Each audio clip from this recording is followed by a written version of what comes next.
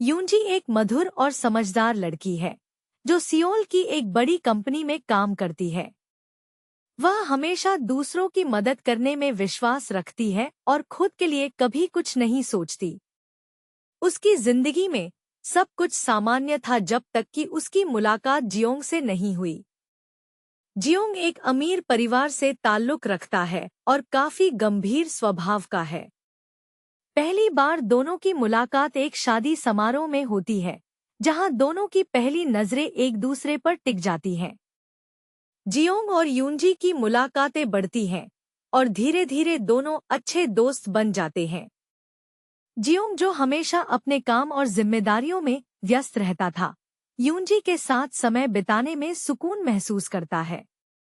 दोनों का प्यार धीरे धीरे एक दोस्ती की शक्ल ले लेता है, पर दोनों ही अपने जज्बातों को समझ नहीं पाते। एक दिन यूनजी को पता चलता है कि उसे दूसरी कंपनी में जॉब का ऑफर मिला है और उसे जल्दी ही सियोल छोड़ना होगा। जियोंग को यह सुनकर झटका लगता है और तब उसे महसूस होता है कि यूनजी उसके लिए सिर्फ एक दोस्त से बढ़कर है। एक खूबसूरत रात में जियोंग अपनी भावनाएं यूनजी के सामने जाहिर करता है और उसे रोकने की गुजारिश करता है। यूनजी भी अपने दिल की बात मान लेती है और दोनों एक खूबसूरत रिश्ते में बंध जाते हैं। शुरुआती खुशी के बाद दोनों को अपने रिश्ते में कई चुनौतियों का सामना करना पड़ता है। जियोंग का परिवार यूनजी को स्वीकार करने से इनकार कर देता है क्योंकि वह उनकी हाई सोसाइटी से नहीं है। दूसरी तरफ यूनजी अपनी खुद की पहचान और आत्मसम्मान के लिए जियोंग को छोड़ने का फैसला करती है। यूनजी सियोल छोड़ देती है और अपने जीवन में आगे बढ़ने का फैसला करती है। वह एक नई जगह पर जाकर खुद को साबित करने में जुट जाती है और एक सशक्त महिला के रूप में पहचान बनाती है।